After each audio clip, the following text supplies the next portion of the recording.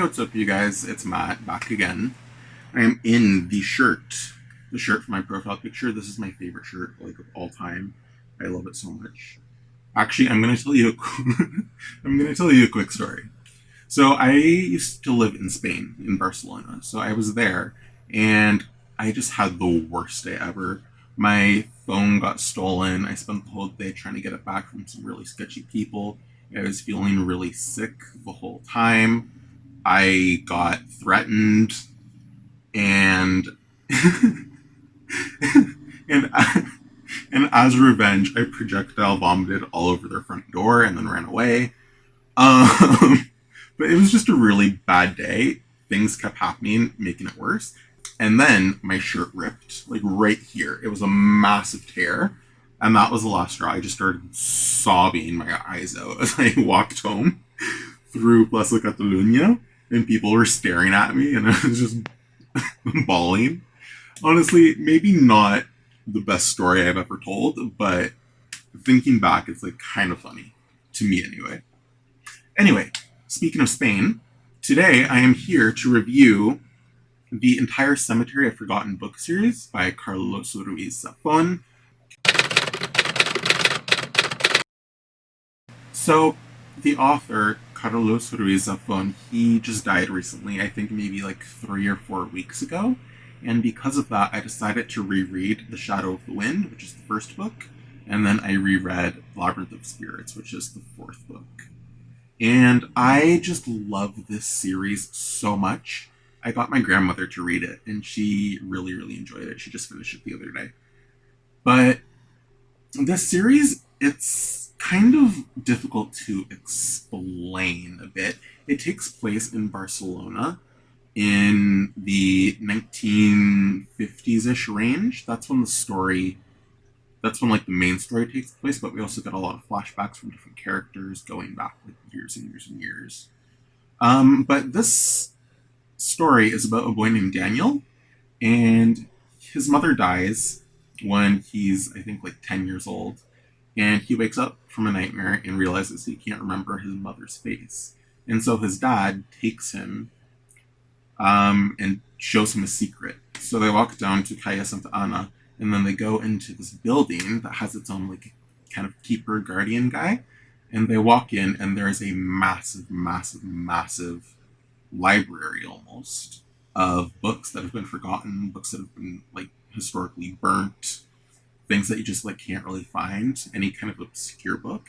And it's just this insane labyrinth of bookshelves around this whole building. And I can like really picture it vividly in my mind, which I like. But our main character Danielle, he picks up a book called The Shadow of the Wind by the author Julian Carax. And so Daniel, he absolutely falls in love with The Shadow of the Wind.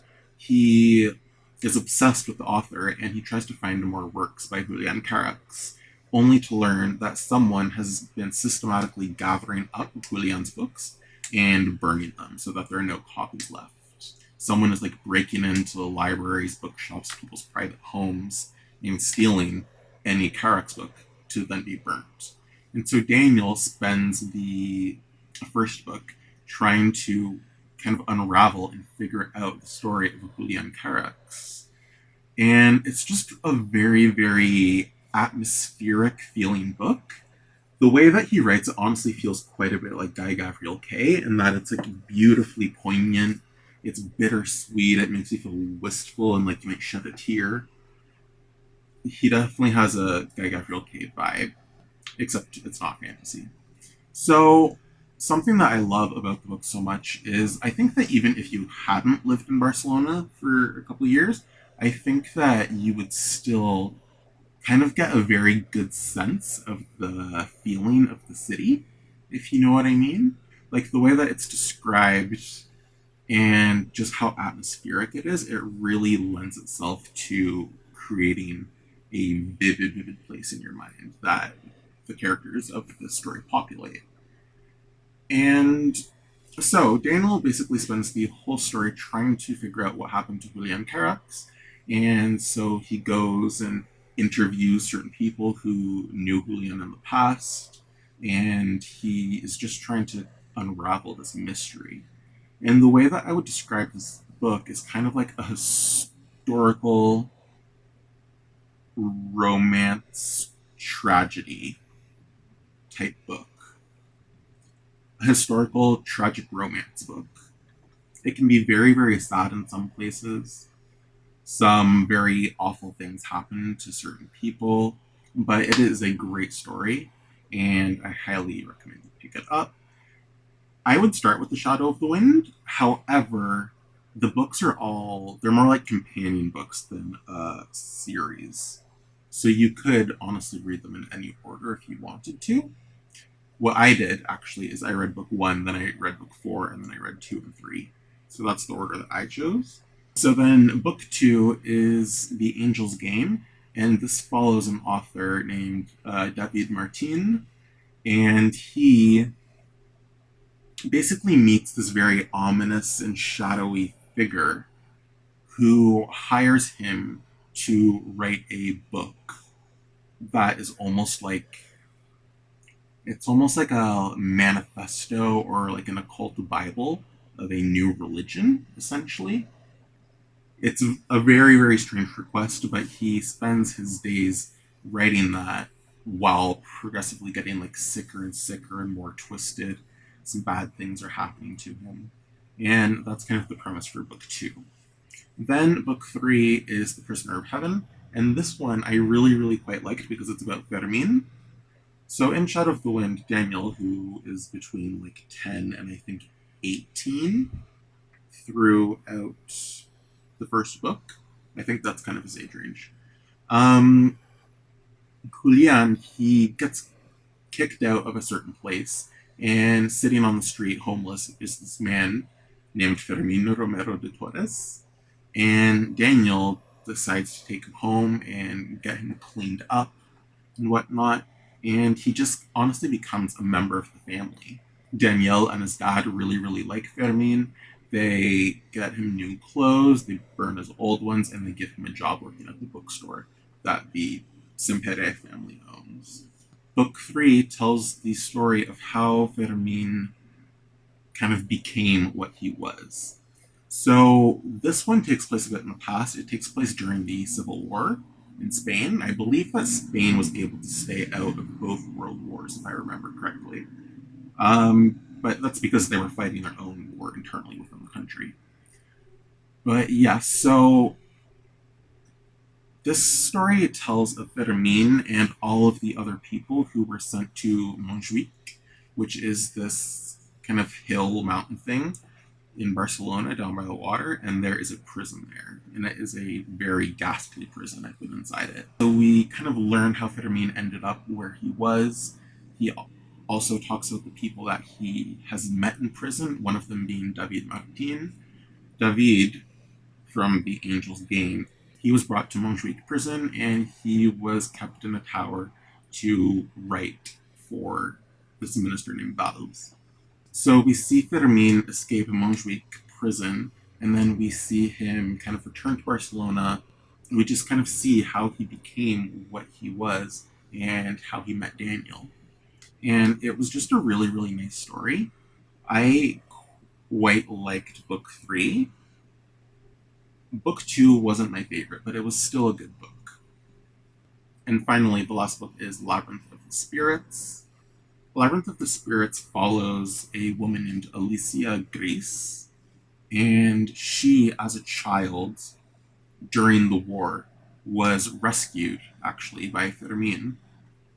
He went to someone's house, saw a dead mother and then a child there, and so he takes the child with him across the Barcelona rooftops while the city's being bombed or whatever. And so Alicia, something happens to her.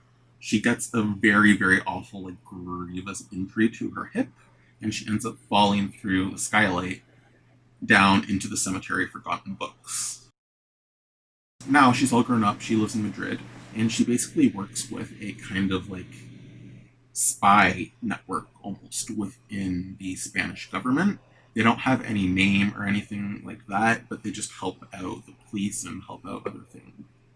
But they're just sent to kind of gather information and solve crimes, I guess, and things like that. And so Alicia and a police officer, are sent. And so this kind of very creepy man, who kind of runs this network, basically tasks Alicia Grace to go to Barcelona to solve a crime. She's paired up with a policeman named Vargas, and so they drive to Barcelona to find out what happened to the crime that they're trying to solve. Is because someone high up in the Franco regime has gone missing. His name is Mauricio Valls, and he, if you were listening closely, used to be the, I guess, a warden or like the supervisor of the Montjuic prison that Fermin and David Martin were sent to.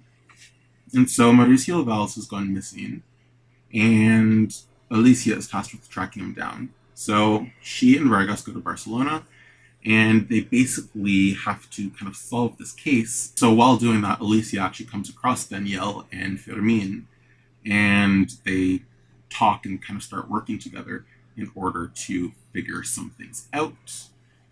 Danielle is convinced that Mauricio Valls killed his mother, so he has a huge grudge against Valls, and so he's working with Alicia in order to find him and kill him. And this book is actually my favorite. Book 4 was my favorite, then book 1, then 3, and then 2. I absolutely love The Labyrinth of the Spirits.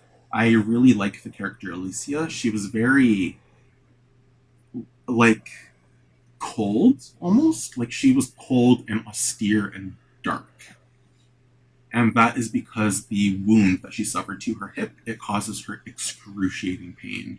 Throughout the whole book, she's taking lots of opiates and drinking a lot in order to try and numb this awful pain in her hip.